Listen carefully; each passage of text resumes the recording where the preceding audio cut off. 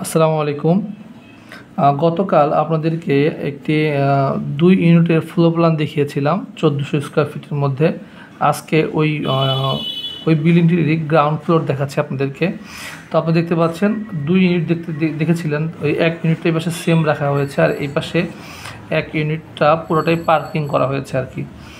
এই জন্য এটা নিয়ে বিস্তারিত আলোচনা করলাম না, শুধু এটা বোঝানোর জন্য বললাম যে আমরা এক পাশে পার্কিং রেখেছি আর এক পাশে একটা ইউনিট থাকবে। আর কেউ যদি চায় যে একটা ছোটো সাবলেট ভাড়া দিবে, সেক্ষেত্রে এখানে একটা রুম করে একটা বাথরুমটা ছোটো রান্নাঘর করে পার্কিংটা ছোটো করে একটা সাবলেট ভাড়া দিতে পারবে।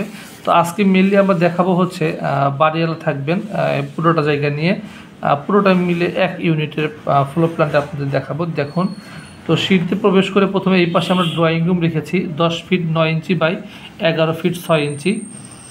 আর ড্রয়িং রুম এর সামনে এই পাশে আছে কমন বাথরুমটা ৬.৫ ফিট বাই ৪.৫ ফিট। আর এই পাশে আমাদের একটা বেডরুম আছে ১০.৫ বাই ১১.৫, সাথে অ্যাটাচ বাথরুম ৬.৬ বাই ৪.৫। আর এই পাশে একটা কমন বেড আছে। আর আমাদের কিচেন আর ডাইনিংটা এখানে সামনাসামনি রাখা হয়েছে। কিচেনটা আছে ৭.৫ ফিট বাই ৮ ফিট ১ ইঞ্চি। আর ডাইনিংয়ের জায়গা আছে এখানে প্রায় ১৩ ফিট ৪ বাই ১৩ ফিট। আর অ্যাজ ইউজুয়াল ওই ২ ইউনিটের সামনে দুটো রুম একই রকম আছে, দুটো বেলকনি, দুটি রুম প্লাস অ্যাটাচ বাথরুম। রুমের মাপ ১০.৫ বাই ১১.৫, সাথে attach bathroom ৩ feet ৯ inch by ৭.৫ ফিট। তো আমরা এখানে পেয়ার্স রুম রেখেছি, কারো যদি পেয়ার্স রুম প্রয়োজন হয় সে পেয়ার্স রুম ব্যবহার করতে পারবেন, অথবা স্টোর রুমও ব্যবহার করতে পারবেন।